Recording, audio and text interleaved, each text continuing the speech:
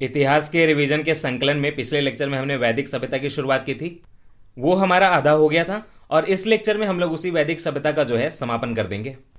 तब तक आपसे ये रिक्वेस्ट है कि स्टडी फॉर सिविल सर्विसेज को जो है आप टेलीग्राम पे ज्वाइन कर लीजिए। ये टेलीग्राम पे हमारा जो है फ्री टेलीग्राम चैनल है, देखिए स्टडी फॉर सिविल सर्विसेज, इसको ज्वाइन कर लीजिए। साथ ही साथ अगर आपको हमारा पेड ग्रुप ज्वाइन करना है तो आप इन दो नंबर में से किसी नंबर पर कॉल कर लीजिए। आपको ये सारे एग्जाम की तैयारी जो है, सारे उसके जो पीडीएफ हैं पेड ग्रुप पे आपको मिल जाएंगे, तो आपको यहाँ पे ज्वाइन करना है। बाकी सोशल मीडिया पे हमारे साथ जुड़ने के लिए देखिए ये सारे जो है हमारे सोशल मीडिया, यहाँ जुड़े और स्टडी फॉर सिविल्स को खास करके आप जो है ट्विटर पे जरूर फॉलो करें। देखिए पिछले वाले लेक्चर में हम लोग यहाँ पे थे, विभिन्न दिशाओं में राजा के विभिन्न नाम जो थे, यहाँ तक मैंने आपको करा दिया था। अब उसी कहानी को आगे बढ़ाते हैं। तो देखिए आगे में जो फैक्ट पढ़ने, तो उसमें सबसे पहला जो ये है यहाँ पे एक फैक्ट, एक तथ्य ये है कि ऋग्वेद का एक ब्राह्मण है ऐत्रेय ब्राह्मण, जैसा मैंने आपको पहले ही पढ़ाया था। तो ऐत्रेय ब्राह्मण में ही राजा की उत्पत्ति का सिद्धांत जो आपको सर्वप्रथम मिलेगा, समझ गए। ऋग्वेद का ब्राह्मण है ऐत्रेय ब्राह्मण और ऐत्रेय ब्राह्मण में यह लिखा हुआ है कि राजा की उत्पत्ति कैसे होती है, उसका क्या सिद्धांत है। और कहा गया है कि समुद्र पर्यंत जो पृथ्वी का एक शासक होता है, मतलब पूरा पृथ्वी पर जिसका शासन है, उस राजा को ऐत्रेय ब्राह्मण में बोला है कि उसको एकरात बोलते हैं, समझ गए। एकरात बोलते हैं, एकराट बोलते हैं।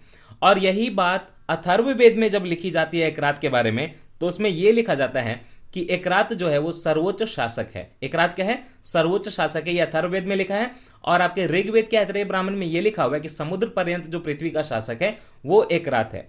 और एक बात, मृत्यु लोक के देवता को अथर्ववेद में परीक्षित बोला गया। तो आप यह याद रखेंगे कि परीक्षित जो है कोई राजा नहीं, वो मृत्यु लोक का देवता है। एक जो आपको पहले ही बताता छांदोग्य उपनिषद जो है, ये जो छांदोग्य उपनिषद है, पहले ये है कहां सुनिए, ये है सामवेद में। तो सामवेद में जो छांदोग्य उपनिषद है उसमें उद्वालक आरुणि और उनके पुत्र श्वेत केतु के बीच ब्रह्मा और आत्मा की अभिन्नता के विषय में संवाद है। अभी आप बोलते हैं ना अहम ब्रह्मास्मि, मतलब कि आप जो हैं, जो आत्मा जो है वही ब्रह्मा है। तो ऐसी बात कि आत्मा और ब्रह्मा के बीच में अभिन्नता है, मतलब दोनों अलग अलग नहीं है, ये आपके छांदोग्य उपनिषद में मिलता है। और यहीं से जो है अद्वैत के सिद्धांत की बात होगी। और छांदोग्य उपनिषद कहां है? ये सामवेद का उपनिषद है, आपको ये याद रखना है। और ये जो डिस्कशन है किसके बीच में हो रहा है? उद्वालक आरुणि और उनके ही पुत्र श्वेत केतु के बीच में। मैंने आपको पहले ही बताया था कि सभा और समिति नाम की दो जो संस्थाएं थी, वो प्रजापति की पुत्रियां मानी जाती हैं और वो राजा पे नियंत्रण रखने के लिए होती थी। तो अथर्ववेद में सभा और समिति को प्रजापति की दो पुत्रियां कहा गया है। देखिए वैदिक काल में शुरुआत में सभा और समिति दोनों प्रमुख थे और राजा की निरंकुशता पे जो है ये लोग नियंत्रण रखते थे। इसमें जो सभा होती थी उसमें कुलीन लोग होते थे, वृद्ध लोग होते थे, जो संभ्रांत लोग हैं ना समाज के, वो जो होते थे सभा में होते थे और उच्च कुल के। और जो समिति होती थी उसमें सब कोई, सारे जन जो है सर्वसाधारण, सारे जो है समिति में पार्टिसिपेट कर सकते थे। ऋग्वेद में जो है सभा का 8 बार उल्लेख मिल जाएगा और समिति का जो है 9 बार उल्लेख मिल जाएगा। लेकिन जब उत्तर वैदिक काल आता है, पहला तो पूर्व वैदिक काल, वहां पे क्या है कि सभा और समिति दोनों का जो है बड़ा अच्छा था, दोनों की अच्छी जगह थी, दोनों की महत्वपूर्णता थी और महिलाएं भी उसमें भाग ले सकती थी। लेकिन जब उत्तर वैदिक काल आता है तो मैंने बताया था कि जो है परिस्थिति थोड़ी बिगड़ जाती है। तो महिलाओं की जो भागीदारी है उत्तर वैदिक काल में सभा में बिल्कुल बंद कर दी गई, एक तरह से पर्दा सिस्टम हो गया, समझ लीजिए। और एक बात की जब संहिता और ब्राह्मण काल आता है तब तक देखिए समिति का प्रभाव बहुत कम हो गया समिति में, क्योंकि सर्वसाधारण की बात है। तो सर्वसाधारण को जगह अब नहीं दिया जा रहा है, क्योंकि मैंने आपको पहले ही बताया कि चीजें जो है धीरे धीरे बिगड़ जाएंगी उत्तर वैदिक काल में जाते हुए। महिलाओं की भागीदारी बढ़ जाएगी, जातिवाद आ जाएगा, शूद्र को गलत तरीके से देखा जाने लगेगा, कर्म के आधार पे की जगह पे जन्म के आधार पे जो है आपका जाति का वर्गीकरण किया जाने लगेगा, वर्ण का मतलब रंग न होके वर्ण का मतलब जाति होने लगेगा। ये सारी चीजें जो है उत्तर वैदिक काल में होंगी। तो महिलाओं की भागीदारी सभा में जो है उत्तर वैदिक काल में रुक जाएगी। साथ ही साथ संहिता और ब्राह्मण काल जब आएगा तो समिति का प्रभाव भी कम हो जाएगा, कि समिति जो है सर्वसाधारण की जगह थी। तो समिति बस और बस एक परामर्शदायिनी परिषद बन के रह जाएगी। राजा पे निरंकुशता पे नियंत्रण रखने की समिति की जो है वो लिमिट जो है कम हो जाएगी, खत्म हो जाएगी। आपको पता ही है कि आपके भारतीय संस्कृति में शासन चलाने के लिए कई रत्नों का उल्लेख होता है ना, जैसे विक्रमादित्य के 9 रत्न थे। तो शतपथ ब्राह्मण जो है, शतपथ ब्राह्मण में जो है 12 रत्नियों का उल्लेख किया गया है। पुरोहित भी एक रत्न है, वो राजा का प्रमुख परामर्शदाता है, पुरोहित पंडित। सेनानी क्या है? देखिए सेना का प्रमुख होगा। ग्रामीण क्या होगा? ग्रामीणी बोलते हैं, ग्राम का मुखिया होगा। महिषी कौन होते हैं? राजा की जो पत्नी है उसी को महिषी बोलते हैं, राजा की पत्नी को महिषी बोलते हैं। आपने सिनेमा वगैरह देखा होगा, उसमें यूज भी करते हैं, राजा की पत्नी के लिए महिषी यूज करते हैं। सूत, सूत का मतलब रथ सेना का नायक, इसीलिए जो देखिए बाद में जब महाभारत का काल आता है तो कर्ण को क्या बोला जाता है, सूत पुत्र कहा जाता है। तो सूत मतलब क्या होता है, रथ सेना का नायक। संग्रहिता कौन होता है, कोषाध्यक्ष। आपको लगेगा यहां पे लिखा हुआ भी संग्रह करने वाला है ना, संग्रहिता। तो संग्रह दो चीजों का हो सकता है, किताबों का भी हो सकता है और धन का भी हो सकता है, लेकिन संग्रहिता का मतलब याद रखिएगा कोषाध्यक्ष होगा। भागदूत, भागदूत किसको बोलेंगे, कर एकत्र करने वाला अधिकारी। भाग है ना लगा हुआ यहाँ पे, है ना, भाग लगा हुआ, इसीलिए कर का जो एकत्र, जो टैक्सेशन ऑफिसर है वो कौन है, भागदूत है। और दूसरा यहां पे क्या है शब्द, अक्षावाप। अक्षावाप मतलब लेखाधिकारी, जो लेखा जोखा देखेगा, लेखाधिकारी जो होगा उसको अक्षावाप बोलेंगे। और पालागल, पालागल मतलब विदूषक, विदूषक मतलब कवि जैसा। तो पालागल कौन है, विदूषक है। और छक्ता कौन है, प्रतिहारी या दौवारिक। अब यहां पे प्रतिहारी या दौवारिक क्या होता है वो आपको यहां से समझ में आएगा। ये दौवारिक है ना, दौवारिक का मतलब होता है द्वारपाल, प्रतिहारी का मतलब होता है द्वारपाल। जो दरवाजे पे गेटवे पे खड़ा रहेगा उसी को बोलेंगे द्वारपाल, और उसको हम लोग जो है यहाँ पे वैदिक काल में छत्ता बोलेंगे, ठीक है, छत्ता। आप ऐसे भी याद रख सकते हो कि जो छाता लेके खड़ा रहे द्वार पे तो उसको छत्ता बोल सकते हो, आसान है। मैंने आपको 12 रत्नियां पढ़ाए ना, तो 12 रत्नियों के अलावा देखिए जब आप शतपथ ब्राह्मण को पढ़ेंगे और काटक संहिता को पढ़ेंगे तो वहां पे देखिए और भी कुछ रत्नियां बताई गई हैं। गवाध्यक्ष, गवाध्यक्ष को क्या बोल रहे हैं, गोविकर्तन, गोविकर्तन को रत्नी बोला गया है। बढ़ई जो था पहले ही पढ़ाया था, तक्षा। और रथ बनाने वाले का नाम रथकार, इनको भी रत्नियों की सूची में डाला गया, लेकिन कहां, शतपथ ब्राह्मण और काटक संहिता में। 12 के अलावा देखिए और 3 हो गए, रथकार हो गया, साथ ही साथ तक्षा हो गया, बढ़ई, और गोविकर्तन हो गया गवाध्यक्ष। नाम से पता चल रहा है कि गवाध्यक्ष का मतलब होता है जो गायों वगैरह की पूरी जो समूह है गायों का, उनकी जो देख रेख करेगा उसको हम लोग गवाध्यक्ष बोलेंगे। देखिए इस समय पे पशुपालन का आपको पहले ही बताया कि बहुत ज्यादा था, है ना, यूटिलिटी। तो इसीलिए खास करके पशु की देखभाल के लिए भी बनाए गए थे लोग, उनको भी देखिए रत्नी बोल रहे हैं, वो भी रत्न है। गवाध्यक्ष जो है या मतलब गोविकर्तन जो है गायों की देखभाल करता है। और एक बात की, इसी शतपथ ब्राह्मण में राजसूय यज्ञ का भी विस्तृत वर्णन है, पूरा डिटेल दिया हुआ है। अब आपको यहां पे कंफ्यूजन होना चाहिए कि राजसूय यज्ञ क्या होता है। देखिए ये राजसूय यज्ञ या आपका जो है अश्वमेध यज्ञ, ये सारे जो है ना मिलते जुलते यज्ञ हैं। राजसूय यज्ञ का ये मतलब होता है कि कोई राजा बोलेगा कि मैं चक्रवर्ती राजा हूं और एक घोड़े को छोड़ देगा। अब घोड़े को जो छोड़ेगा तो उसके बाद घोड़े के साथ क्या किया जाएगा, इसके हिसाब से जो है राजसूय यज्ञ और अश्वमेध यज्ञ ये सब बांटा गया है। देखिए राजसूय यज्ञ में क्या करेंगे कि राजा जो है एक अश्व को अपने जगह से छोड़ देगा, उसके साथ थोड़े बहुत गुप्तचर और सैनिक भी भेजेगा। अब वो अश्व जहां जहां से गुजरेगा माना जाएगा कि वो जो जमीन है वो राजा की हो जाएगी, वो जो राज्य है वो राजा का हो जाएगा जिसने अश्व छोड़ा हुआ है।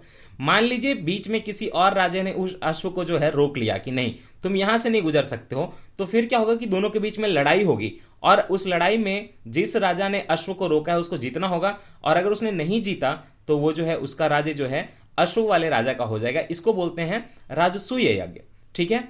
एक होता है अश्वमेध यज्ञ। अश्वमेध यज्ञ में भी जो है पूजा पाठ होती है, अश्व को छोड़ते हैं, लेकिन उसका ये होता है कि पूरे 1 साल तक घोड़ा जो है जो ट्रेवल करेगा जहां भी जाएगा उसके बाद वो लौट के आएगा, उसके बाद जो है राजा दीक्षा ग्रहण करेगा। ये दोनों का महत्व है। ये होता है अश्वमेध यज्ञ, और दूसरा कौन सा, राजसूय यज्ञ। तो राजसूय यज्ञ का पूरा विस्तृत विवरण आपको कहां मिलेगा, राजसूय यज्ञ का पूरा विस्तृत विवरण जो है आपको विवरण आपको शतपथ ब्राह्मण में मिलेगा।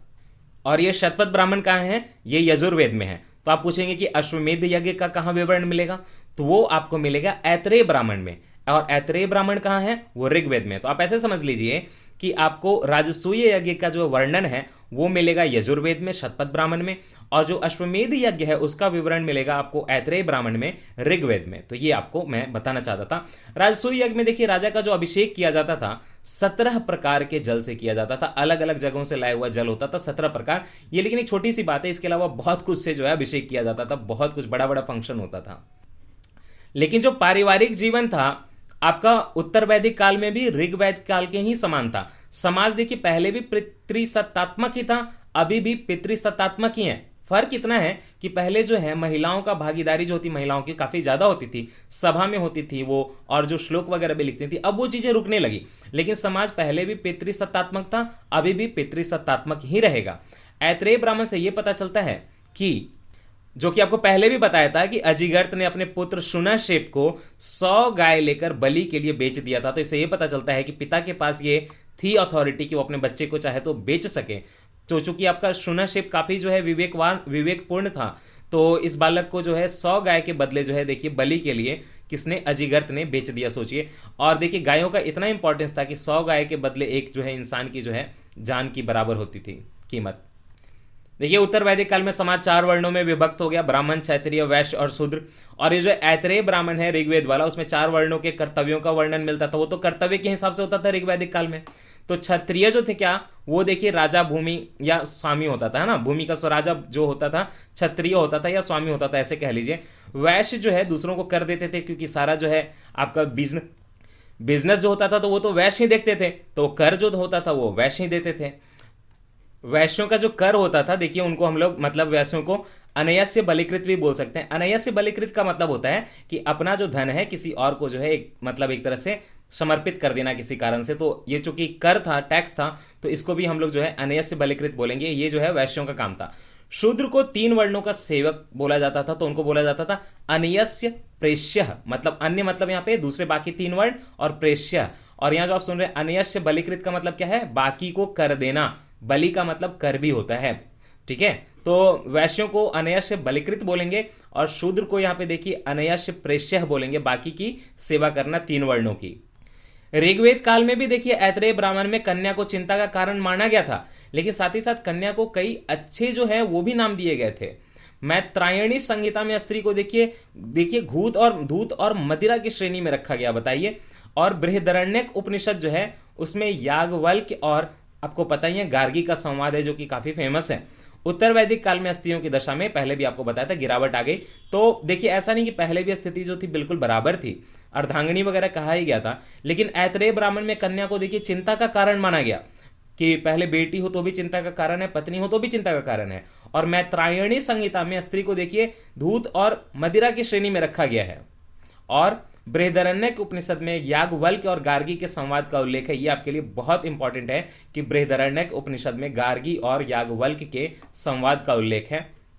आपको पहले ही पता होगा कि हिंदू समाज में जो है 4 आश्रमों का उल्लेख है। ये आश्रम मतलब कोई कुटी नहीं होती, आश्रम मतलब आपकी जो है जीवन है उसका काल होता है। जैसे ब्रह्मचर्य आश्रम 25 साल तक, गृहस्थ आश्रम 25 से 50 तक, वानप्रस्थ जो है 50 से 75 तक जब आप बुजुर्ग हो जाएंगे, और संन्यास आश्रम जब घर छोड़ देना है 75 से 100 साल तक। ये मान के कि एक इंसान जो है 100 साल अगर जिंदा रहे तब, तो प्रत्येक आश्रम के लिए देखिए 25-25 साल की जो है आयु निर्धारित की गई थी, ब्रह्मचर्य, गृहस्थ, वानप्रस्थ और संन्यास। लेकिन आपके छांदोग्योपनिषद की बात करें तो उसमें 3 आश्रमों का ही उल्लेख है, लेकिन सर्वप्रथम 4 आश्रमों का उल्लेख जो है आपको जाबालोपनिषद में मिलेगा। तो ये देखिए छांदोग्य उपनिषद जो है उसमें 3 आश्रमों का उल्लेख है, लेकिन जो जाबालोपनिषद है उसमें 4 आश्रमों का उल्लेख है। चारों मैंने आपको जो यहाँ पे बता दिए। शायद रिकॉर्डिंग सेटिंग में थोड़ी प्रॉब्लम थी, आपको आवाज अलग आ रही होगी, अब सही से आएगी। अब यहाँ पे जो है कुछ तथ्य बताए जा रहे हैं, आप ध्यान से सुनिए, इनको याद करने की कोशिश करिए, क्योंकि प्रीलिम्स में जो है ये चूंकि रिवीजन का मॉड्यूल है तो ये तथ्य आपको जो है जानने की बहुत जरूरत है। पहले तो ये देखिए कि अलग अलग जो वर्ण हैं उनके बालकों का जो उपनयन संस्कार है अलग अलग मंत्र से अलग अलग अवस्था में, अलग अलग एज में होगा, अलग अलग आयु में होगा। अगर आप सुने बौधायन धर्म सूत्र की, तो उसके अनुसार जो ब्राह्मण बालक होगा उसका उपनयन संस्कार जो है वसंत ऋतु में 8 वर्ष की अवस्था में किया जाएगा, और उसके लिए जो मंत्र का उपयोग होगा वो देखिए आपका गायत्री मंत्र ही होगा। दूसरी बात, जो क्षत्रिय बालक है उसका उपनयन संस्कार देखिए ग्रीष्म ऋतु में होगा 11 वर्ष की अवस्था में, ब्राह्मण का 8 वर्ष की अवस्था में, जो क्षत्रिय है उसका 11 वर्ष की अवस्था में, और जो आपका वैश्य बालक होगा उसका 12 वर्ष की अवस्था में किया जाएगा। तो जो क्षत्रिय बालक होगा उसका उपनयन संस्कार ग्रीष्म ऋतु में 11 वर्ष की अवस्था में होगा। उसके लिए जो मंत्र होगा वो देखिए ये दिख रहे हैं आप, त्रिसुट्टप मंत्र द्वारा किया जाएगा। गायत्री मंत्र द्वारा ब्राह्मण बालक का वसंत ऋतु में 8 वर्ष की अवस्था में, त्रिसुट्टप मंत्र द्वारा क्षत्रिय बालक का 11 वर्ष की अवस्था में ग्रीष्म ऋतु में, और जगती मंत्र द्वारा वैश्य बालक का उपनयन संस्कार जो है शरद ऋतु में 12 वर्ष की अवस्था में किया जाएगा। और एक बात याद रख लीजिए कि वैदिक काल में जीविकोपार्जन हेतु वेद वेदांग का जो पढ़ाने वाले जो अध्यापक होते थे उनको उपाध्याय बोलते थे। तो आज जो ये उपाध्याय आप सुनते हो तो किसी के सरनेम में होता है, तो इसलिए होता है कि वैदिक काल में जीविकोपार्जन के लिए जो लोग वेद और वेदांग को पढ़ाते थे, अध्यापन करते थे, उनको उपाध्याय बोला जाता था। देखिए वैदिक काल में कुछ महिलाएं ऐसी भी थी, कुछ कन्याएं ऐसी भी थी जो जीवन भर आश्रम में रहकर शिक्षा प्राप्त करती थी। जीवन भर आश्रम में रहकर शिक्षा प्राप्त करने वाली कन्याओं को वैदिक काल में ब्रह्मवादिनी के नाम से जाना जाता था, आप याद रखिएगा। लेकिन जो महिलाएं पूरे जीवन काल नहीं रहेंगी आश्रम में, अपने जो है विवाह के पूर्व रहेंगी तो उनको बोलेंगे साधो वधु। साधो वधु विवाह पूर्व तक शिक्षा प्राप्त करने वाली कन्याएं थी आश्रम में रहकर। और जो गृहस्थ आश्रम, मैंने आपको 4 आश्रम पढ़ाए, तो जो गृहस्थ आश्रम था जो आपका 25 से 50 साल, उसमें जो मनुष्य को देखिए 5 महायज्ञ का अनुष्ठान करना पड़ता था। यज्ञों का महत्व जो था सबके लिए था, तो गृहस्थ आश्रम में इंसान को जो है 5 महायज्ञ करवाने पड़ते थे। वो 5 महायज्ञ कौन से हैं ये भी याद रखिए। पहला है ब्रह्म यज्ञ। ब्रह्म यज्ञ जो है प्राचीन ऋषियों के प्रति श्रद्धा प्रकट करने के लिए होता था। दूसरा है देव यज्ञ, देवताओं के लिए। तीसरा है भूत यज्ञ। भूत यज्ञ देखिए मतलब ऐसा नहीं कि भूत या भूतकाल के लिए, सभी प्राणियों के कल्याणार्थ, मतलब कि पशु मानव सबके कल्याण के लिए जो यज्ञ किया जाता था आपके गृहस्थ आश्रम में। तीसरा जो यज्ञ था वो भूत यज्ञ था। और पितृ यज्ञ तो आपको अभी भी पता है, पितृपक्ष में करते हैं, पितरों के तर्पण हेतु, वही है। मनुष्य यज्ञ क्या है, मानव मात्र के कल्याण हेतु किया जाता था। और भूत यज्ञ क्या है, समस्त प्राणियों के कल्याण हेतु किया जाता था। देखिए सबके कल्याण के लिए, देवताओं के लिए, ब्रह्म के लिए, ब्रह्म मतलब प्राचीन ऋषियों के लिए है ना, और देव यज्ञ देवताओं के लिए। तो इस सारे के लिए देखिए 5 यज्ञ कराए जाते थे। ये गृहस्थ आश्रम में 5 महायज्ञ जो है इंसानों को करने की जरूरत होती थी। देखिए जब उत्तर वैदिक काल आता है, मैं देखिए पूर्व वैदिक काल या ऋग वैदिक काल की बात नहीं कर रहा, उत्तर वैदिक काल में क्या हुआ कि प्रत्येक वेद के एक अपने पुरोहित फिक्स कर दिए गए, और उस पुरोहित की जो है मदद करने के लिए पुरोहितों के सहायक भी होते थे। तो सुन लीजिए, ऋग्वेद, सामवेद, यजुर्वेद, अथर्ववेद 4 हो गए। अब उस चारों वेद के देखिए 4 पुरोहित हो गए और उनके सहायक हो गए। तो क्या होते थे ये ऋग्वेद के जो पुरोहित होते थे, आपको पहले ही बताया था, उच्चारण करने वाले होता होते थे, और उनके सहायक मंत्रावरण, अच्छावाक और ग्रावस्तुत होते थे। सामवेद के जो उच्चारक होते थे, जो गायन होते थे, क्योंकि सामवेद में तो गाने की बात है, तो उसको बोलते थे उद्वाता। पहले ही पढ़ाया है, लेकिन आपको सहायक नहीं पढ़ाया था। सहायक जो है वो उत्तर वैदिक काल में आएगा। जो सामवेद का सहायक होगा पुरोहित का, उद्वाता का, उसको बोलेंगे प्रतिहर्ता, प्रस्तोता, या देखिए सुब्रमण्यम जो कि आपके द्रविड़ सभ्यता में अभी भी सरनेम है। यजुर्वेद के देखिए कर्मकांडी को अर्धवयु बोलेंगे, और उसके सहायक को प्रतिष्ठा, उन्नोता या नेष्ण बोलेंगे। अथर्ववेद के देखिए यज्ञिक निरीक्षणकर्ता को क्या बोलेंगे, ब्रह्म बोलेंगे, है ना, और उसके सहायक कर्ता को देखिए अविनीद, पोता या ब्रह्मण छांसी भी बोलेंगे। ब्रह्मण छंसी है ना, ब्रह्मण छंसी, अविनीद या पोता जो है अथर्ववेद के याज्ञिक निरीक्षणकर्ता जो ब्रह्म हैं उनकी मदद के लिए सहायक के रूप में नियुक्त होंगे ये तीनों। मैंने आपको पहले ही बताया था कि इन लोगों को देखिए जुताई, बुवाई, कटाई, मढ़ाई सबका ज्ञान था। तो ऐसा लिखा हुआ शतपथ ब्राह्मण में कि कृषि के चारों कार्यों क्रियाएं जो होती हैं उनका उल्लेख किया हुआ है, जुताई, बुवाई, कटाई और मढ़ाई का। काठक संहिता में यह लिखा हुआ है कि 24 बैल द्वारा हलों को जो है खींचने का उल्लेख मिलता है। कहां, काठक संहिता में। पहले ही बताया था कि जो ऋग वैदिक काल है उसमें देखिए लोहे का प्रचार नहीं हुआ था। उत्तर वैदिक काल में उत्तर भारत में लोहे का प्रचार प्रसार होना शुरू हुआ। उत्तर वैदिक काल के साहित्य में आपको लोहे को क्या बोला गया है, कृष्ण आयस बोला गया। देखिए कृष्ण आयस बोला गया है क्योंकि लोहे का जो आपका रंग है थोड़ा सा जो कृष्ण होता है, सांवला होता है, तो कृष्ण आयस लोहे को बोला गया है उत्तर वैदिक काल के साहित्य में। तैत्तिरीय संहिता जो है उसमें ऋण को क्या बोला गया है, कुसीद बोला गया है। और शतपथ ब्राह्मण जो हमने बार बार पढ़ा उसमें जो उधार देता है, मतलब जो सूदखोर हुआ जिसने उधार दिया, उसको कुसीदीन बोला गया है। क्योंकि कुसीदीन उधार दे रहा है तो वही आपसे ऋण भी लेगा बाद में, तो वो जो ऋण लेगा उसको कुसीद बोलेंगे, और जो ऋण देगा उसको बोलेंगे कुसीदीन बोलेंगे। देखिए माप के लिए मेजरमेंट के लिए भी अलग अलग इकाइयां थी। पहले ही आपको बताया था कोई निष्क जो था कोई सोने का सिक्का नहीं था। निष्क देखिए माप की इकाई थी। निष्क जो है सोने का लेकिन बना होता था। तो निष्क हो गया, शतमान हो गया, कृष्णल हो गया, पाद हो गया, ये चारों जो हैं माप की विभिन्न इकाइयां हैं। और कृष्णल जो इसमें है संभवतः बाट की मूलभूत इकाई थी। जो बाट की मेजरमेंट की जो मूलभूत इकाई थी वो माना जाता है कि कृष्णल ही थी।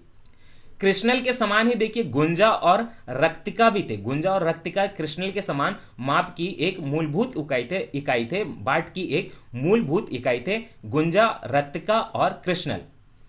इसीलिए देखिए रक्तिका को साहित्य में देखिए तुलीबाज भी कहा गया है कि उसको तुला पे लगाया जाता, तो तुलीबाज भी कहा गया है। शतपथ ब्राह्मण को पढ़ेंगे तो यह भी पता चलेगा कि भारत के पूर्व में और पश्चिम में भी देखिए समुद्र है, मतलब अरब सागर और जो है हिंद महासागर की बात हो रही है। वैदिक काल की स्त्रियां जो देखिए रंगाई में, सुईकारी में, इन सारे कार्यों में देखिए निपुण थी। जब उत्तर वैदिक काल आता है तो लोगों में देखिए लाल मृद भांड अधिक प्रचलित होने लगा, मतलब रेड पेंटेड वेयर जो है, रेड वेयर जो है, लाल मृद भांड जो है, लाल रंग का मिट्टी का बना हुआ भांड जो है, इसका प्रचलन जो है उत्तर वैदिक काल में बहुत ज्यादा हो गया। उत्तर वैदिक काल में जो व्यापार होता था, याद रखिए कि बार्टर सिस्टम या वस्तु विनिमय से होता था, सिक्कों का कोई ऐसा चलन नहीं था। जो आपका आप निष्क वगैरह सुनते हो वो देखिए एक तरह से माप की इकाई थी, कोई सिक्का नहीं था, तो वस्तु विनिमय से ही व्यापार होता था उत्तर वैदिक काल में भी। देखिए उत्तर वैदिक काल में इतना ही नहीं हुआ, धर्म और दर्शन के क्षेत्र में भी कई महत्वपूर्ण जो है परिवर्तन हुए। ऋग वैदिक काल में आपको पता ही है कि कौन से देवता महत्वपूर्ण थे। इंद्र बताया था सबसे महत्वपूर्ण, साथ ही आपको वरुण बताया था। उनके स्थान पे देखिए कि उत्तर वैदिक काल में प्रजापति, विष्णु और रुद्र शिव, इनने देखिए प्लेस ले लिया। सोच रहे हैं आज जो आप शिव देख रहे हैं मतलब और विष्णु सुन रहे हैं, ये ऋग्वैदिक काल में नहीं थे। ऋग्वैदिक काल में तो इंद्र वरुण इनका जो है जोर था, लेकिन रुद्र, शिव, विष्णु, प्रजापति ऐसे भगवान जो है उत्तर वैदिक काल में आ जाते हैं। और साथ ही साथ यज्ञ में पशु बलि को प्राथमिकता दी गई। पहले यज्ञ कराए जाते थे लेकिन पशु बलि होती थी, लेकिन प्राथमिकता नहीं थी। अब पशु बलि को देखिए प्राथमिकता होने लगी, और अन्य आहुतियां जो बाकी जो थे पशु बलि के अलावा जो यज्ञ में चीजें होती थी वो देखिए गौण होने लगे, वो है ना नगण्य होने लगे। और एक बात कि पहले जो अनुष्ठान हो राजसूय होते थे, अश्वमेध होते थे, ठीक है, लेकिन अब वो चीजें जो है बहुत ज्यादा होने लगी क्योंकि उनमें बहुत ज्यादा जो है पशु बलि दी जाती थी।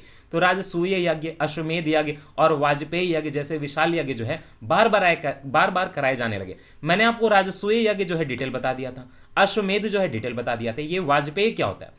वाजपेयी यज्ञ देखिए एक ऐसा यज्ञ है जिसमें कि आप जो है राजा जो है अपने शौर्य का पूरा बखान करेगा, साथ ही साथ प्रजा का भी मनोरंजन क्या होगा। वो कैसे होगा? देखिए घोड़ों के मतलब आपके जो रथ होते हैं, रथ की जो है रेसिंग कराई जाएगी, दौड़ कराई जाएगी, तो इससे जो प्रजा का मनोरंजन भी होगा और राजा का भी शौर्य दिखेगा कि राजा के इतने सारे रथ हैं। तो वाजपेयी यज्ञ जो है उसमें जो कि घोड़ों की और आपके कहें घोड़ तो नहीं कहें, रथ की दौड़ कराई जाती थी और उसके साथ ही साथ यज्ञ भी कराया जाता था, तो प्रजा का मनोरंजन भी होता था। दूसरी बात, एक यज्ञ होता था उत्तर वैदिक काल में अग्निष्टोम यज्ञ। अग्निष्टोम यज्ञ जो था देखिए 5 दिनों तक कराया जाता था।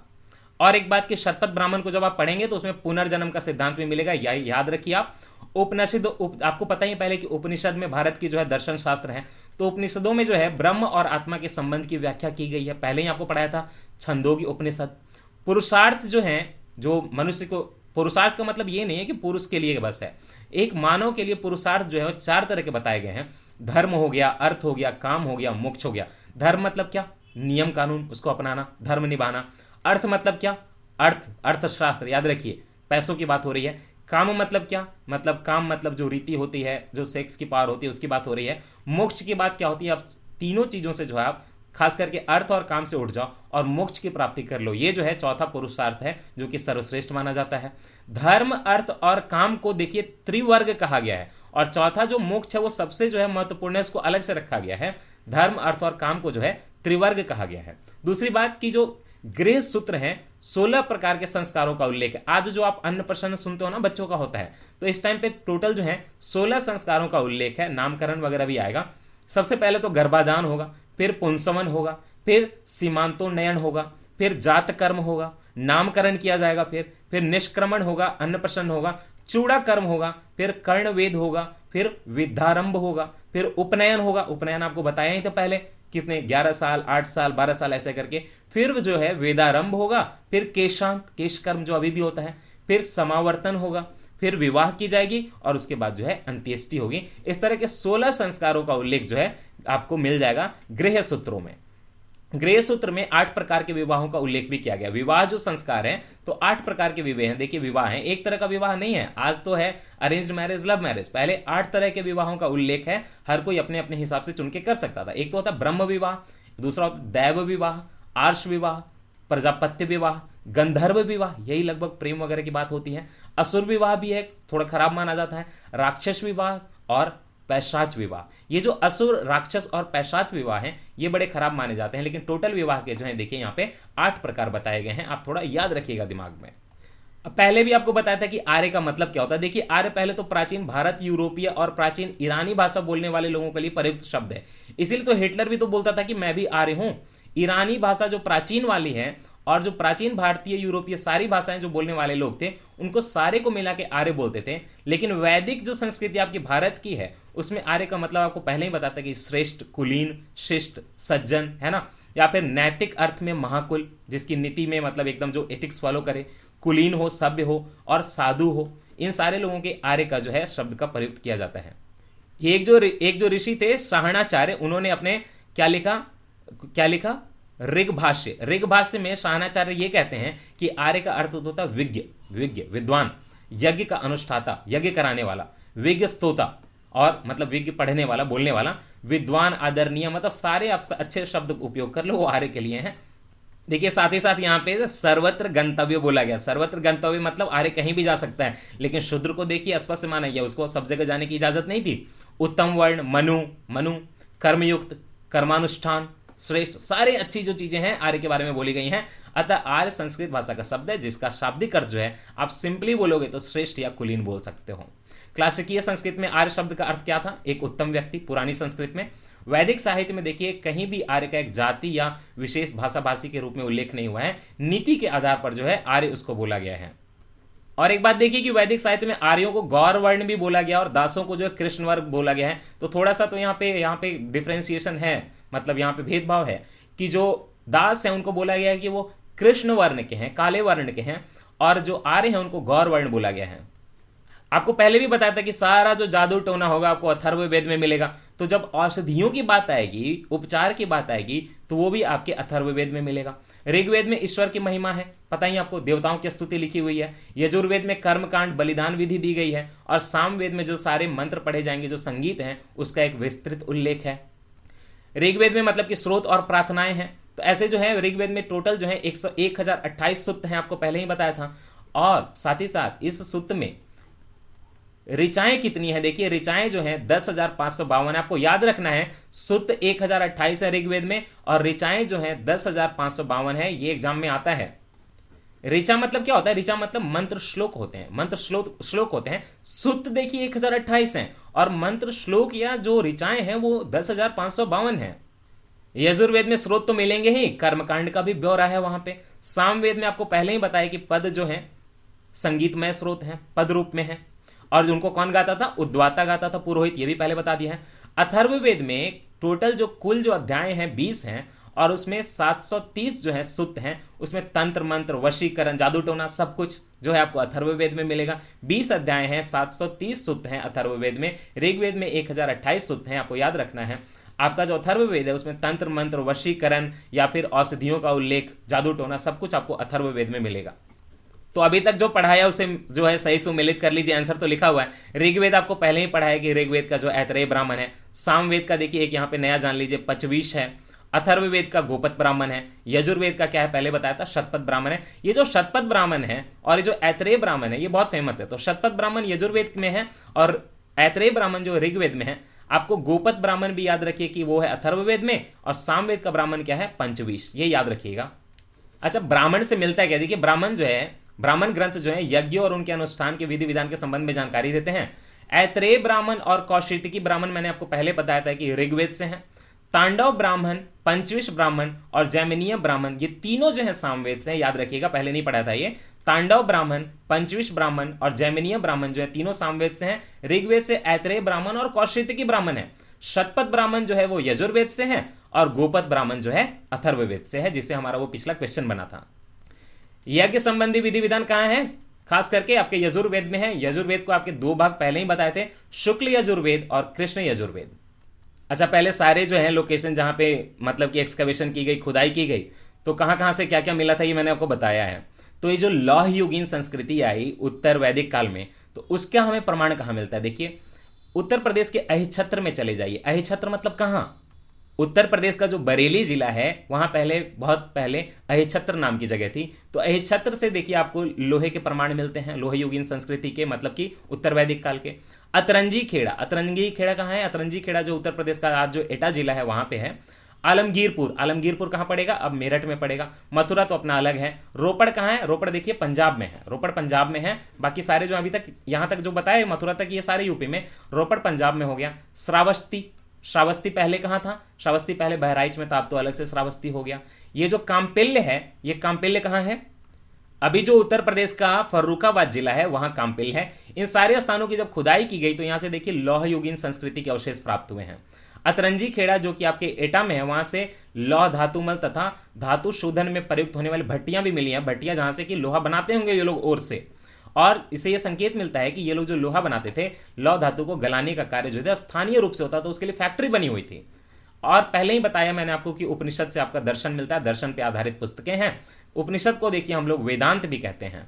वेदों में देखिए मोक्ष शब्द का प्रयुक्त ऐसे नहीं हुआ है, लेकिन हुआ कहाँ है, उपनिषदों में देखिए प्रथम बार मोक्ष शब्द का चर्चा मिलता है, क्योंकि दर्शन शास्त्र की जहां भी बात आएगी तो उपनिषद में आएगी। यह शब्द कहां मिलेगा आपको, श्वेताश्वर उपनिषद जो है वहां पे देखिए मोक्ष शब्द की जो है आपका वहां पे उल्लेख मिलेगा। अच्छा, एथिक्स में जो आपका एक बहुत फेमस है नीति शास्त्र में, यम और नचिकेता का संवाद, ये कहां है, यम और नचिकेता का संवाद जो है कठोपनिषद में है, आप याद रखिएगा, जिसमें आचार्य यम जो है नचिकेता को उपदेश देते हैं और बोलते हैं न इस आत्मा का कभी जन्म होता है, न आत्मा की कभी मृत्यु होती है, यह अजन्मा है, नित्य है और शाश्वत है, आत्मा का जो है डिस्ट्रक्शन नहीं किया जा सकता। कठोपनिषद जो है कृष्ण यजुर्वेद का उपनिषद है, ये भी याद रख लीजिए कि यजुर्वेद जो है उसमें आपको पहले ही बताया था कि यजुर्वेद को 2 भागों में विभाजित किया गया है, शुक्ल यजुर्वेद और कृष्ण यजुर्वेद। जो कृष्ण यजुर्वेद है उसमें कठोपनिषद है और उसी में यम और नचिकेता का संवाद है, और आचार्य यम जो है नचिकेता को यह उपदेश देते हैं कि आत्मा जो है न कभी जन्म लेती है न कभी उसका विनाश होता है। देखिए उपनिषदों में जो कुछ राजा जो वर्णन दिया गया, कुछ राजाओं का जो नाम दिया गया उपनिषदों में, तो कि उपनिषद काफी बाद के हैं, तो विदेह के राजा जनक, पांचाल के राजा देखिए कौन है, प्रवाहन जबाली, कैकेय के राजा अश्वपति और काशी के राजा अजात शत्रु प्रमुख थे। ये आपको पहले भी पढ़ाया था। ये जो वैदिक संहिता है उनका क्रम क्या है, देखिए वैदिक संहिताओं का क्रम क्या है। सबसे पहले तो वैदिक संहिता है ब्राह्मण, आरण्यक, उपनिषद। तो पहले ब्राह्मण आते हैं, फिर आरण्यक आएंगे, लास्ट में जो उपनिषद आएगा, इसीलिए इनको क्या बोलते हैं, वेदांत भी बोलते हैं, जहां वेदों का जो है समापन हो रहा है, अंत हो रहा है। अब मैं यहाँ पे आपको एक बहुत खास चीज बताने वाला हूं। देखिए धर्म के आधार पर आपके एथिक्स वगैरह का नियमन करना अलग बात है, लेकिन ऋग्वेद के काल में बस धर्म की बात नहीं थी। नीति शास्त्र के लिए जो आप इस देखिए, ये जो मैं आपको बताने वाला हूं यहाँ पे पॉइंट, आप इसको अपना जो है यूपीपीसीएस हुआ या यूपीएससी हुआ उसके जीएस 4 के जो है आंसर में भी उसका उपयोग कर सकते हैं। ऋग्वेद में देखिए धर्म के अतिरिक्त एक दूसरा शब्द आपको मिलेगा, ऋत मिलेगा। ऋत का मतलब क्या है कि सबसे पहले ये देखिए कि ऋत जो है सृष्टि के आरंभ में ही सबसे पहले ऋत की उत्पत्ति हुई थी। ऋत ये है कि आपके पूरे संसार में सुव्यवस्था, प्रतिष्ठा स्थापित होती है, और पूरा जो व्यवस्था है विश्व का उसका नियामक है कि क्या नियम कानून होने चाहिए, कैसा जो है आचरण होना चाहिए, कैसे नियम कानून होने चाहिए, क्या एथिक्स होने चाहिए, लोगों को अपनाने चाहिए। ये सारे जो नियमन है वो उसकी जो व्यवस्था है उसको हम लोग ऋत बोलते हैं। ये आपका एक तो होता है कि धर्म का अनुपालन करना, लेकिन ऋग्वेद में ऋत के अनुपालन की भी बात है।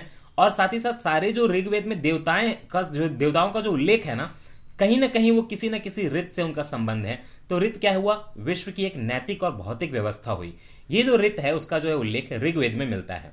और एक बात, नई बात कि बृहस्पति जी जो है, जो देवता हैं, उनको सारे जो वैदिक देवताएं हैं उन्हीं का जो है पुरोहित माना जाता था। तो बृहस्पति तो खुद देवता हुए ही हुए, लेकिन सारे जो वैदिक देवताएं जो आपको मेंशन किया है यहाँ पे सब, जैसे कि ऋत का भी सबसे एक संबंध है एक देवता का, उन सारे देवताओं का पुरोहित कौन था, बृहस्पति था।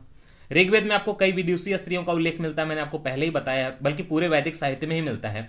तो उन्होंने वेद के कई मंत्रों की भी रचना की थी। तो आपको कुछ उसके जो हैं एग्जाम्पल, उदाहरण जो है याद रखने होंगे एग्जाम के लिए। अपला, घोषा, विश्वासवरा, लोपमुद्रा। और लोपमुद्रा जो थे आपको पहले भी बताया अगस्त्य ऋषि की ही पत्नी थी। वैदिक काल में सोने के हार को, मैंने बोला था सोने के हार को निष्क बोलते थे, है ना, सोने के हार को निष्क बोलते थे। निष्क कोई सिक्का नहीं था। बाद में निष्क से ही, चूंकि वो सोने का हार था, तो बाद में सिक्के बनाए जाने लगे और उसी से मार्ग प्रशस्त हुआ सोने के सिक्कों का। लेकिन वैदिक काल में सोने के सिक्के नहीं थे, वो देखिए यूनानी लेकर आए थे। सोने के हार को जो है निष्क बोलते थे वैदिक काल में। बाद में देखिए बौद्ध जो जातक ग्रंथ है, जिनमें कि अपने गौतम बुद्ध के पूर्व जन्मों का उल्लेख है, बौद्ध के आप जातक धर्म को पढ़ेंगे तो वहां पे 3 प्रकार के स्वर्ण के सिक्कों का उल्लेख मिलता है। उसी में प्रथम कर्म में बताया जाता है कि निष्का था। तो निष्का जो यहाँ पे जो उपयोग हो रहा है हार के रूप में, वो बाद में सिक्का बन जाएगा। दूसरा कर्म में जो है जातक में बताया गया सुवर्ण है, वो सोने का सिक्का। और तीसरा क्रम में जो है वो मशाका है। मशाका देखिए मूल्य की दृष्टि से सबसे निम्न थी, और निष्का जो था जिससे कि हार बनते थे वो सबसे उच्च मूल्य वाली मुद्रा थी। मशाका जो थी सबसे निम्न मूल्य वाली मुद्रा थी। आपको बताया था कि एशिया माइनर में जो बोगजकाई नाम की जगह है तुर्की में, वहां से 14वीं शताब्दी का ईसा पूर्व का अभिलेख मिला है। तो उस अभिलेख में मैंने आपको बताया था कि देवताओं का उल्लेख मिला है जो कि आपके ऋग्वैदिक काल के थे। तो कौन से देवताओं का उल्लेख मिला है, इंद्र, वरुण, मित्र और नास्त्य, ये जो है वैदिक काल के देवता थे। तो आपको रुद्र का तो वहां उल्लेख नहीं मिलेगा कि रुद्र तो देखिए ऋग्वैदिक काल के नहीं थे ना, वो उत्तर वैदिक काल के थे। लेकिन ऋग्वैदिक काल में जो इंद्र, वरुण, मित्र और नास्त्य थे, इनका उल्लेख आपको जो है तुर्की के बोगजकाई नाम की जगह से मिलेगा। एशिया माइनर मतलब तुर्की। इससे पता चलता है कि वैदिक लोग जो कहीं ना कहीं ईरान से होकर भारत आए होंगे, उस एरिया से आए होंगे, तो ये गेस किया जाता है, हालांकि पक्का नहीं है, एक प्रूफ माना जा सकता है। बार बार वही बात फिर से रिवाइज कर लीजिए, शतपथ ब्राह्मण जो है यजुर्वेद का ब्राह्मण है और पुरुष मेद का उल्लेख जो है आपको शतपथ ब्राह्मण में मिलेगा। अच्छा, धीरे धीरे क्या होता है कि आर्य जो है पश्चिमोत्तर से पूर्व की तरफ जाने लगते हैं, तो आर्यों के पूर्व दिशा की ओर जो प्रसर होने का विषय है वो आपको शतपथ ब्राह्मण में ही मिलेगा। शतपथ ब्राह्मण में देखिए एक निदेध माधव वर्णित एक आख्यान है, वहां पे बताया जाता है कि आर्य जो है पश्चिम से पूर्वी भारत की तरफ जो है जा रहे थे, और देखिए इनके अनुसार राजा विदेद माधव में संबंधित ऋषि गौतम रहुगण थे। मतलब कहने का ये मतलब है कि राजा विदेद माधव से संबंधित जो एक ऋषिगण थे उसमें से एक ऋषि में गौतम रहुगण थे, ये याद रखिएगा। चूंकि ऋग वैदिक लोग तो पश्चिमोत्तर से आ रहे हैं, तो अंग जो हो गया बिहार के जो भागलपुर के आसपास है और मगध जो हो गया बिहार के पटना के आसपास है, आर्य मानते थे कि वो आर्य संस्कृति के धुर विरोधी हैं ये अंग और मगध वाले, क्योंकि उनको पूरब में जाके जो है प्रसार करना था अपना, तो उनको इनसे तो थोड़ी जो है टक्कर मिल रही थी अंग और मगध से, तो इसलिए आप जो है आर्य जो है उनको अपना धुर विरोधी मानते थे। और ये बोलते थे कि जो अंग और मगध के लोग हैं, देखिए ये प्राकृत भाषा बोलते हैं, संस्कृत नहीं बोलते हैं, और आर्य की संस्कृति से बिल्कुल बाहर के लोग हैं, प्राकृत भाषा से बोलते हैं, तो उनको एक तिरस्कार की नजर से देखते थे और उनको बोलते थे कि इनको बुखार होता है, ज्वर से ग्रसित लोग हैं, बीमारियां होती हैं इनको। अथर्ववेद जो है उसमें मगध तथा अंग दोनों को दूरस्थ प्रदेश कहा गया है। तो इसका मतलब है कि जो भारत का नक्शा बनेगा, भारत का जब नक्शा बनेगा, एक छोटा सा ऐसे रफ बना देता हूं, तो ये जो आर्य पश्चिम से देखिए पूरब में जा रहे हैं, तो यहाँ के लोगों को बोल रहे हैं कि ज्वर से ग्रसित हैं, प्राकृत भाषा बोलते हैं और दूरस्थ प्रदेश के लोग हैं, मगध और अंग के देश के जो लोग हैं हमारे दुश्मन हैं। तो ऐसी सारी बातें जो हैं आपको मिल जाएंगी अथर्ववेद में लिखी हुई। आपको पहले भी बताया कि पूर्व वैदिक काल में जो धर्म था मुख्यतः प्रकृति की पूजा की जाती थी, नदियों की पूजा की जाती थी और यज्ञ वगैरह होता था। लेकिन मौर्योत्तर काल में देखिए भक्ति मार्ग का जो है, भक्ति का जो है उदय हो गया मौर्योत्तर काल में, और जो है पुराण वगैरह की बात होने लगी, ये सब मौर्योत्तर काल में होने लगा, मौर्योत्तर काल में, है ना। जबकि वैदिक काल में मूर्ति पूजा का देखिए प्रचलन नहीं था। आपको पता ही होगा मौर्य काल मौर्योत्तर काल में जो है वैदिक पूजा का जो है प्रचलन होने लगा। ऋग वैदिक काल में यज्ञ की प्रधानता थी। यज्ञ कैसे होते थे? अहिंसा अहिंसा दोनों तरह के हो सकते थे। जो बलि दी जाती थी, कभी देखिए बलि के नाम पे एक फल की भी बलि दे सकते हैं, तो वो अहिंसात्मक होगी, है ना। आप जो है प्रसाद चढ़ा दिया, वो भी तो एक तरह की बलि ही मानी जाती थी। और हिंसात्मक हुआ जिसमें किसी पशुओं की बलि दी गई। देव पूजा के साथ साथ देखिए पितरों की भी पूजा होती थी। मैंने तुमको पहले ही बताया कि 5 तरह के यज्ञ किए जाते थे, उसमें से एक तो पितरों की भी पूजा थी, एक देव पूजा भी थी, एक ब्रह्म पूजा भी थी, तो सारी ऐसी पूजा की जाती थी। आपको 10 राज युद्ध के बारे में पहले बता दिया। 10 राजाओं का युद्ध ये जो है रावी नदी या परुष्णी नदी के किनारे हुआ था, और इसमें जो है राजा सुदास की विजय हुई थी। बाकी जो 10 लोग थे, 10 जो ट्राइब थे, 10 जो जन थे, वो सारे हार गए थे। राजा सुदास जीत गए थे, भरत जन वाले। कुछ चीजों का रिवीजन करिए। सरस्वती को क्या बोला था? मातेतमा मतलब माताओं में श्रेष्ठ, देवीतमा मतलब देवियों में श्रेष्ठ, और नदीतमा मतलब जो है नदियों में श्रेष्ठ। तो ये सरस्वती को ये सब नाम दिया गया था। ऋग्वैदिक काल में आपको बताया था कि पंचजन जो थे आर्य के, उसमें यदु, है ना, यदु, द्रह्यु, पुरु, अनु, तुर्वशु शामिल थे, है ना। भारत में आर्य जो थे, पहले ये जान लीजिएगा कि खाना बदोश और शिकारी थे उस टाइम पे। ये प्रायः तो देखिए अस्थायी जीवन जीते थे, लेकिन कभी कभी जो है ये घुमंतु भोटिया भी होते थे, खाना बदोश भी होते थे, शिकारी होते थे। कृषि का जो है पहले महत्व जो था नगण्य था, क्योंकि ये पशुपालन पे ज्यादा इनका ध्यान होता था। कृषि जो है, कृषि बाद में उत्तर वैदिक काल में जब अस्थायी निवास हो जाता है इनका, तब कृषि जो है बहुत महत्वपूर्ण हो जाती है और पशुपालन का महत्व जो है थोड़ा जो है कम हो जाता है।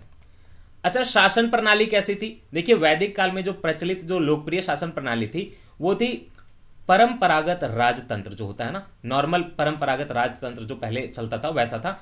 यद्यपि जनता द्वारा चुनाव होता था राजा का, कई जगह ऐसे भी उदाहरण मिलते हैं, एक तरह का डेमोक्रेसी, लोकतंत्र।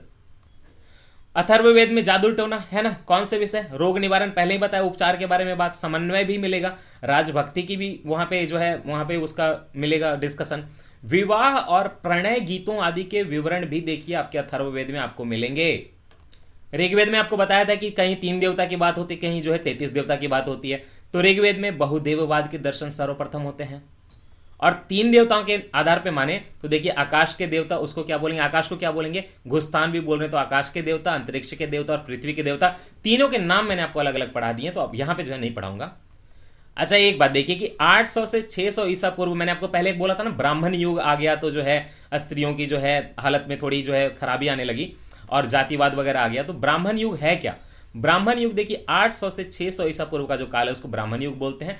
प्रायः देखिए 7वीं या 6ठी शताब्दी ईसा पूर्व से लेकर 3वीं शताब्दी ईसा पूर्व तक का समय जो है वो सूत्र काल कहा जाता है। तो ब्राह्मण युग हुआ 800 से 600 ईसा पूर्व, और 7वीं या 6ठी शताब्दी से लेकर 3वीं शताब्दी ईसा पूर्व तक का जो काल है उसको सूत्र काल कहा जाता है। तो सूत्र काल के अंतिम में जो है मौर्य काल वगैरह भी आ जाता है, ये भी याद रखिएगा। पहले आपको बताया था कि पुराणों की संख्या 18 है, सारे पढ़ा दिए थे। इनकी रचना लोमहर्ष ऋषि और उनके पुत्र जो है उग्रश्रवा ने की थी। अच्छा, महाभारत का जो प्राचीन जो आपका धार्मिक ग्रंथ है महाभारत, उसी का देखिए एक भाग है श्रीमद् भागवत गीता, और श्रीमद् भागवत गीता जो है मौलिक रूप से सबसे पहले जो है संस्कृत भाषा में लिखी गई थी। अच्छा, महाभारत का निर्माण कैसे हुआ? देखिए महाभारत कोई वैदिक काल में नहीं है, लेकिन फिर भी मैं यहाँ पे पढ़ा रहा हूँ क्योंकि सर ने बताया है।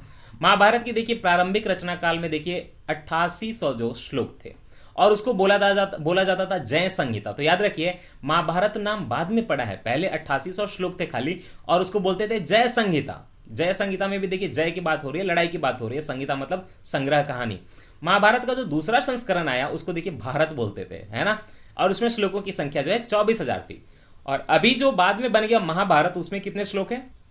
उसमें 1,00,000 श्लोक हैं। देखिए 1,00,000 श्लोक हैं, और यही जो है महाभारत का अंतिम संस्करण है, जिसको आप लोग शत सहस्त्री संहिता बोल सकते हैं या महाभारत बोल सकते हैं। तो शत सहस्त्री संहिता या महाभारत एक ही है, 1,00,000 श्लोक हैं। शुरुआत में थी जय संहिता 8800 श्लोक, बाद में हुआ भारत, उसमें 24,000 श्लोक, और लास्ट में हुआ महाभारत या शत सहस्त्री। नाम भी ये देखिए शत सहस्त्री क्योंकि 1,00,000 श्लोक हैं इसमें।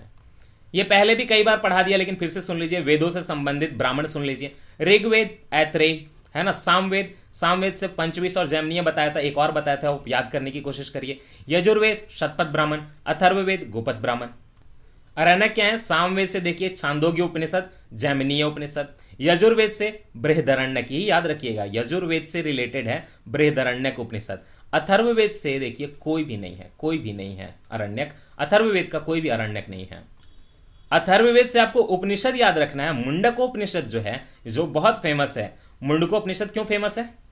ये इसलिए महत्वपूर्ण है क्योंकि मुंडकोपनिषद में ही आपका सत्यमेव जयते लिखा हुआ है, जो भारत के एम्ब्लेम पे दिखाया हुआ है। सत्यमेव जयते कहां से है? मुंडकोपनिषद से है। और मुंडकोपनिषद कहां से है? अथर्ववेद से है, याद रखिएगा। कई तरह की विद्या बताई थी मैंने आपको, बताया था कि वेदों से संबंधित कुछ उपवेद भी हैं। देखिए आपका जो आयुर्वेद है, आज जो देख रहे हो उपचार की विधि, ये ऋग्वेद से निकला है। आपका जो गंधर्व वेद है वो सामवेद से निकला है। धनुर्वेद, है ना, धनुष चलाने की जो शिक्षा होती है, ये निकला है यजुर्वेद से। और शिल्प वेद मतलब शिल्पकारी वगैरह कैसे करते हैं, आर्किटेक्चर वगैरह, ये आपके निकला है अथर्ववेद से। चूंकि आर्किटेक्चर की बात है तो आप जो है शिल्प वेद को स्थापत्य वेद भी कह सकते हैं, क्योंकि आर्किटेक्चर मतलब स्थापत्य कला हुआ हिंदी में। तो शिल्प वेद या स्थापत्य वेद जो है वो अथर्ववेद से निकला है। जब ये धर्मशास्त्रों का काल आ गया, धर्मशास्त्रों का जब काल आया तो हालत जो है थोड़ी ज्यादा बिगड़ गई। धर्मशास्त्रों के काल में देखिए, मतलब कि सूत्र काल में, मैंने आपको कब बताया था? 6ठी शताब्दी ईसा पूर्व से लेके 3वीं शताब्दी ईसा पूर्व तक मैंने आपको बताया था सूत्र काल, ब्राह्मण काल के बाद। तो सूत्र काल के टाइम पे धर्मशास्त्र आए। धर्मशास्त्र में बस 4 वर्ण नहीं रह गए, ब्राह्मण, क्षत्रिय, वैश्य और शूद्र। कई जातियां पनप गई। जातियों में देखिए अंबष्ट, उग्र, निषाद, है ना, निषाद जाति आप जानते ही होंगे, मागध, वैदेहक, रथकार, ये सारे जो है इनका जो है उदय हो गया। ये कैसे हुआ? क्योंकि अनुलोम और प्रतिलोम, इधर से उधर जो है आपस में मिक्स शादियां होने लगी। उन शादियों से जो है अलग अलग तरह की जो है जातियां उत्पन्न हुई। तो अनुलोम प्रतिलोम विवाहों द्वारा इनका जो है आविर्भाव हुआ। कौन कौन सी जातियां? अंबष्ट, उग्र, निषाद, मागध, वैदेहक, रथकार आदि जातियां। ये निकली सूत्र काल में या धर्मशास्त्र के काल में।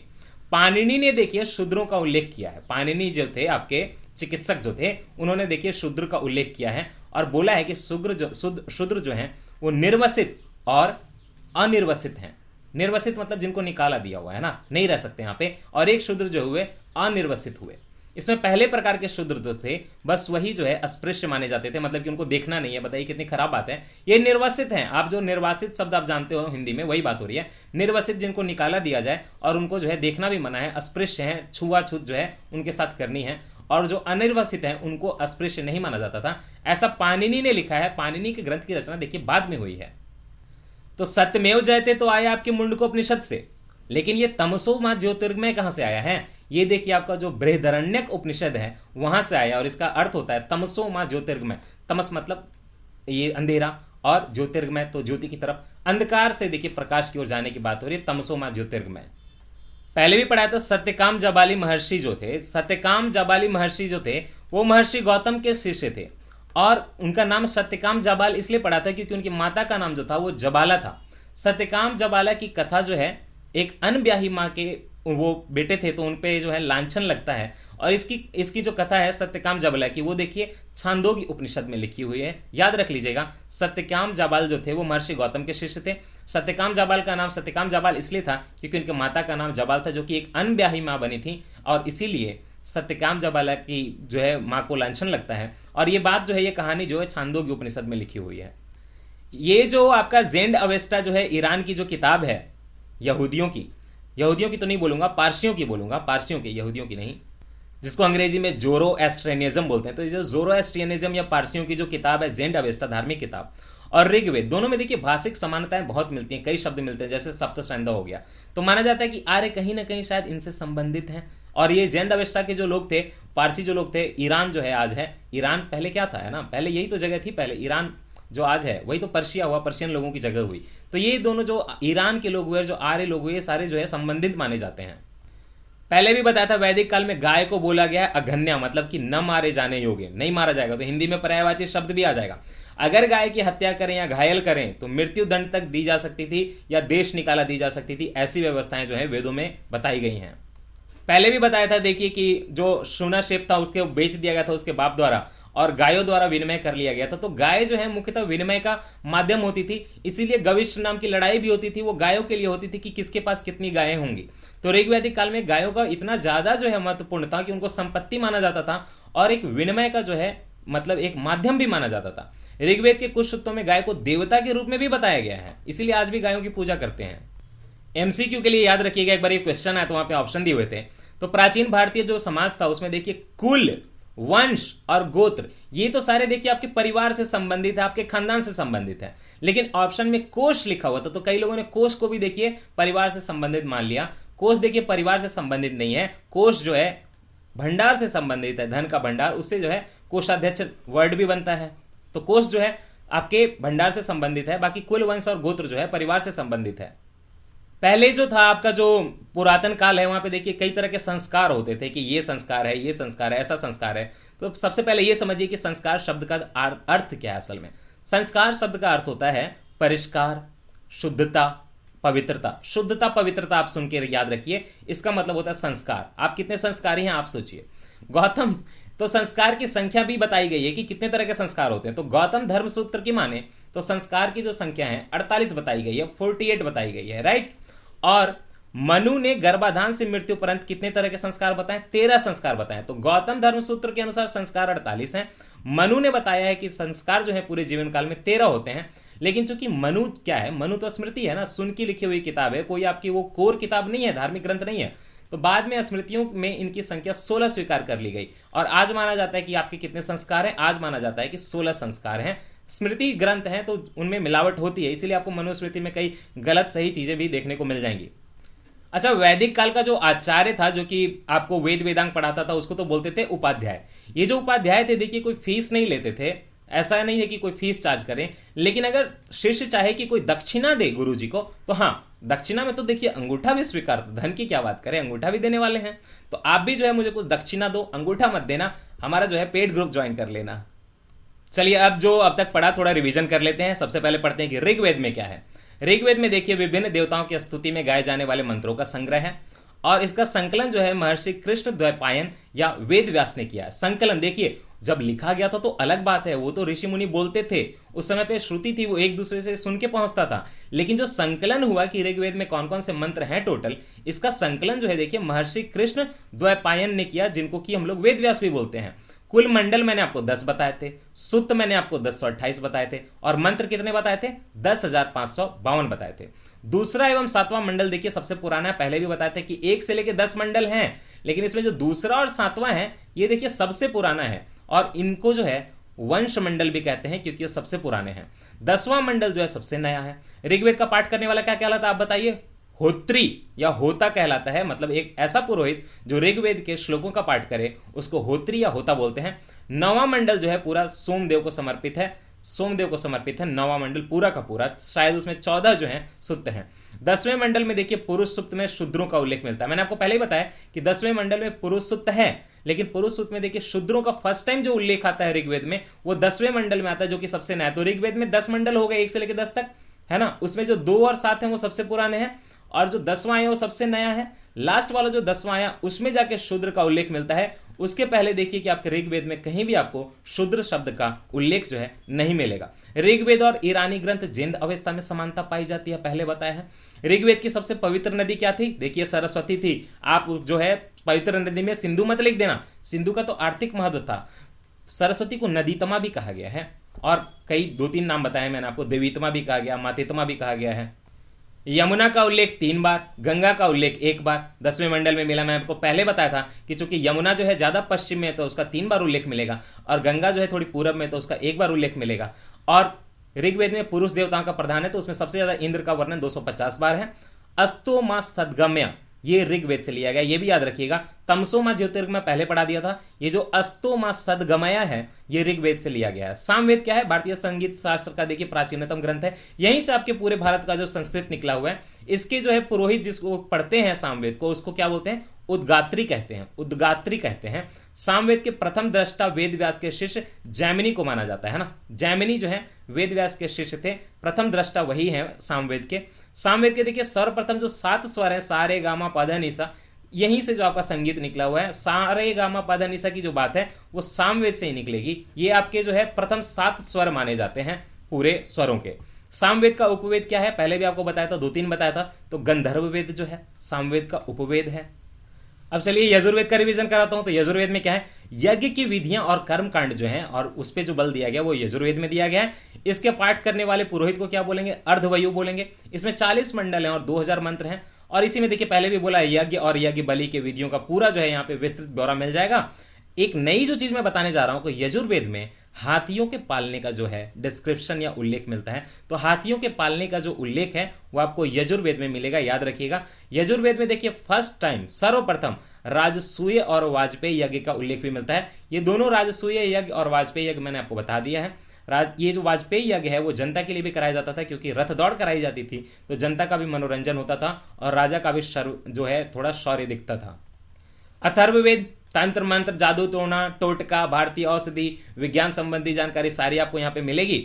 और जो अथर्ववेद है उसकी 2 शाखाएं हैं, एक है शौनक, ये याद रख लीजिए, दूसरा है पिप्पलाद। और इसको जो है ब्रह्मवेद भी कहा गया है, क्योंकि ये अंतिम वाला है, क्योंकि इसको जो पढ़ने वाला है उसको ब्रह्म बोलते हैं ना, इसीलिए। इसमें वास्तु शास्त्र का आपको बहुमूल्य ज्ञान मिलेगा, वास्तु शास्त्र का मिलेगा बहुमूल्य ज्ञान, क्योंकि शिल्पवाद जो है वो अथर्ववेद से निकला है। अथर्ववेद का पहले भी आपको बताया कि कोई अरण्यक नहीं, अथर्ववेद का कोई भी अरण्यक नहीं है। और जो मुंडक उपनिषद है, मांडूक्य है और प्रश्न है, ये सारे जो है अथर्ववेद के उपनिषद हैं।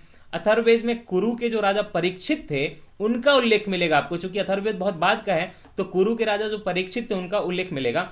और उसी परीक्षित को मैंने आपको पहले भी पढ़ाया कि मृत्यु लोक का देवता बताया गया। अच्छा, अथर्ववेद के जो उच्चारण करने वाले पुरोहित उसको ब्रह्म कहा जाता था, पहले बताया, इसीलिए अथर्ववेद को ब्रह्मवेद भी कह सकते हैं। अथर्ववेद में सभी सभा और समिति को प्रजापति की 2 पुत्रियां कहा गया है। ये कम से कम 5 बार आपको जो बता दिया, इसलिए जल्दी जल्दी रिवीजन करा रहा हूं, क्योंकि सारा तो पढ़ा दिया यहाँ पे आपको। जो नहीं पढ़ाया था वो अरण्यक था। अरण्यक क्या होता है? देखिए, जो अरण्यक में, तब देखिए अरण्य मतलब जंगल होता है, तो वनों में रचना की गई थी इनकी, इसी के लिए इनको जो है अरण्यक ग्रंथ बोलते हैं। तो वर्तमान में देखिए आपके जो कई सारे अरण्यक हैं उसमें 7 प्रमुख है, मैं आपको बताना चाहूंगा। ऐतरेय अरण्यक, देखिए ऐतरेय ब्राह्मण भी है, अरण्यक भी है। तैत्तिरीय है ना, माध्यनिंदन, शंखायन, मैत्रायनी, तलवाकार और बृहदरण्यक, ये सारे जो आपके अरण्यक हैं, ऐसे 7 अरण्यक है जो प्रमुख है। जंगलों में रचना की गई थी, इसीलिए जो है इनको अरण्यक कहते हैं। चूंकि उपनिषदों से जो है आपका भारतीय दर्शन निकला है, तो वेद उपनिषद पढ़े तो ये भी देख लीजिए कि भारत के कौन कौन से दर्शन हैं, उनका क्या क्या आधार ग्रंथ है और उनके प्रतिपादक कौन है। बस नाम याद रखिए, ये आपके एमसीक्यू में आ सकता है। जो सबसे पहले सांख्य दर्शन की बात होगी, इसका डिस्कशन अभी नहीं करेंगे, वो कभी बाद में करेंगे फिलॉसफी में। सांख्य दर्शन देखिए, उसका आधार ग्रंथ जो है सांख्य सूत्र है। कपिल मुनि ने इसको प्रतिपादित किया था सांख्य दर्शन को। योग दर्शन तो आपको पता ही है, बाबा रामदेव का पतंजलि, तो पतंजलि ने प्रतिपादन किया था और ये निकला है योग सूत्र से। न्याय दर्शन जो है न्याय सूत्र से निकला है, इसको जो है बोलने वाले हैं वो गौतम है। वैशेषिका जो दर्शन है, जिसको इंग्लिश में वैशेषिका, हिंदी में तो वैशेषिक बोलेंगे, ये निकला वैशेषिक सूत्र से। इसका जो प्रतिपादन किया कणाद ने किया या उलूक ने किया, दोनों नाम जो है एक ही है। पूर्व मीमांसा जो उत्तर मीमांसा जो है, तो उसमें पूर्व मीमांसा जो निकली वो पूर्व मीमांसा सूत्र से निकली, और उत्तर मीमांसा जो निकली वो ब्रह्म सूत्र से निकली। तो पूर्व मीमांसा दिया जैमिनी ने और उत्तर मीमांसा दिया वेद व्यास या वादरायण ने। याद रखने हैं ये सारे। आपके वेदों में देखिए विवाह के, मैंने आपको पहले भी बताया था कि कई तरह के विवाह थे जो आपको डिस्कशन लेकिन नहीं किया था। तो जो ब्रह्म विवाह होता है वो क्या होता है कि समान वर्ण में विवाह करना, जैसे क्षत्रिय का क्षत्रिय में हो, ब्राह्मण का ब्राह्मण में हो, तो इसको ब्रह्म विवाह बोलते हैं, कन्या का मूल्य देकर। लेकिन ठीक है, कन्या का मूल्य देकर। बताइए, मतलब उल्टा दहेज, कन्या का मूल्य देकर। दैव विवाह क्या होता है कि किसी जो कोई पुरोहित है उसके साथ अगर ब्याह दी जाए कन्या, तो उसको बोलते हैं दैव विवाह। इसमें जो है दक्षिणा दी जाती थी साथ में। आर्य विवाह क्या होता है, कन्या के पिता को वर एक जोड़ी बैल प्रदान करता था। सुनिए, मतलब उल्टा चल रहा है दहेज, दहेज दोनों में चल रहा है। ब्रह्म विवाह में देखिए कन्या का मूल्य दिया जा रहा है, लेकिन वो समान वर्ण में विवाह किया जा रहा है, इसलिए ऐसा नाम पड़ा है। आर्य विवाह में क्या करेंगे कि कन्या का जो पिता है उसको जो वर है, जो बालक है, एक जोड़ी बैल प्रदान करेगा। हर जगह देखिए गाय बैल की बात होगी और उसके बदले में बताइए कन्या लेगा, तो ये तो बहुत गलत बात है। प्रजापत्य विवाह क्या होता था, इसमें कोई लेन देन नहीं होता था, योग्य वर के साथ जैसे आज विवाह होते हैं वैसे कर दिया जाए बिना दहेज के, इसको बोलेंगे प्रजापत्य विवाह। तो बड़ा ही अच्छा विवाह था ये। फिर है असुर विवाह। असुर विवाह देखिए क्या होता है, कन्या को उसके माता पिता से खरीद कर, स्वेच्छा से नहीं, मतलब थोड़ा खरीद के एकदम पैसे देगी कि ये लो पैसे दिए, एक तरह की आज की जो है ह्यूमन ट्रैफिकिंग जैसे होती है वैसी बात हो रही, तो खरीद कर विवाह करेंगे तो असुर विवाह होगा। खरीदना अलग बात है, दक्षिणा अलग बात है, एक मूल्य दे के साथ में नाम मात्र के लिए वो अलग बात है, डिफ्रेंशिएट करिए। गंधर्व विवाह जो आजकल ज्यादा हो रहा है, प्रेम विवाह, गंधर्व शास्त्र तो प्रेम पे है ही, तो गंधर्व विवाह मतलब प्रेम विवाह की बात हो रही है। राक्षस विवाह, राक्षस विवाह के क्या, जो पराजित राजा है उसकी पुत्री, बहन या पत्नी से उसकी इच्छा के विरुद्ध शादी कर लेना जबरदस्ती, तो जो पराजित करने वाला जो राजा था जिसने जीता था उसको बोलेंगे कि वो राक्षस एक तरह का, जिसने कि हरा के राजा की पत्नी, खुद की राजा की ही पत्नी से शादी कर ली या उसकी बहन से शादी कर ली जबरदस्ती, या पुत्री से शादी कर ली, इसको बोलते हैं राक्षस विवाह। ये निम्न कैटेगरी का जो है विवाह माना जाता था। उसके बाद भी देखिए एक और है राक्षस से मिलता जुलता, पैशाच विवाह। सोती हुई स्त्री, नशे की हालत में कोई स्त्री है, विश्वासघात कर लें, उसके साथ धोखे से शादी करें, जो कि आज मतलब एकदम इलीगल माना जाता है और इस पे जो एक तरह से रेप काउंट होता है, तो पैशाच विवाह बोलते हैं इसको। इस तरह का विवाह भी प्रचलन था। तो आप देख लीजिए कि आप गंधर्व विवाह करेंगे कि प्रजापत्य विवाह करेंगे, आप देख लीजिए, है ना, बताइएगा। ये वाला तो मैंने पहले करा दिया, वो पढ़ाऊंगा नहीं। 4 जो है वर्ण आपके ऋग्वेद के 10वें मंडल में 4 वर्ण, वो पहले करा दिया। आश्रम जो आपको मैंने बताए थे, ब्रह्मचर्य, गृहस्थ, वानप्रस्थ और सन्यास, मैंने आपको आयु बताई थी 25, 50, 75 और 100, लेकिन कार्य और पुरुषार्थ नहीं बताया था। देखिए ब्रह्मचर्य आश्रम में आपका कार्य है ज्ञान की प्राप्ति, जो अभी आप कर रहे हो, और आपका पुरुषार्थ होगा धर्म पुरुषार्थ, है ना। गृहस्थ आश्रम में शादी हो जाएगी, बाल बच्चे होंगे, तो वो सांसारिक जीवन करना वो कार्य है। और पुरुषार्थ क्या होगा, अर्थ व काम। क्योंकि गृहस्थ है, पत्नी के साथ रहना है, बच्चे पैदा करने हैं, तो काम होगा। और अर्थ होगा क्योंकि सबको संभालना है, तो एक जो है आपके इकोनॉमिक्स की भी बात होगी। वानप्रस्थ आश्रम में थोड़े बुजुर्ग आप हो जाते हो, तो 51 से 75 साल, तो उसमें आप मनन करते हो, चिंतन करते हो, ध्यान करते हो, दूसरों को जो है उपदेश देते हो, तो इसमें आपका पुरुषार्थ है कि आप मोक्ष की तरफ बढ़ें। और संन्यास आश्रम में आप क्या करेंगे 76 से 100 में, कि आप मोक्ष हेतु तपस्या ही शुरू कर देंगे, तो इसमें आपका पुरुषार्थ मोक्ष होगा। देखिए पुरुषार्थ दोनों में, वानप्रस्थ और संन्यास में सेम है, एक ही है मोक्ष, लेकिन वानप्रस्थ में आपको मनन चिंतन और ध्यान करना मोक्ष के लिए, संन्यास में आपको घर छोड़ देना और आपको तपस्या करनी है, यही फर्क है। तो इसी के साथ जो है हमारा वैदिक काल खत्म हो गया। जब हम लोग नेक्स्ट में मिलेंगे तो हम बौद्ध धर्म और जैन धर्म की तरफ जो है प्रसर करेंगे, आगे बढ़ेंगे। तो आपको हमारा ये अच्छा लग रहा हो इनिशिएटिव, तो आप इस वीडियो को लाइक करें और दोस्तों के साथ शेयर करें, और कमेंट सेक्शन में बताएं कि आपको ये लेक्चर कैसा लगा। और अगले लेक्चर में चलिए मिलते हैं, तो बौद्ध धर्म की शुरुआत करेंगे। अपना ध्यान रखिए, कृपया अच्छे से पढ़ाई करते रहें, और आप हमारा जो है पेड ग्रुप और जो स्टडी फॉर सिविल सर्विसेज जो फ्री टेलीग्राम चैनल है, इसको बिल्कुल ज्वाइन कर लें, आपके लिए जरूरी है। धन्यवाद आपका।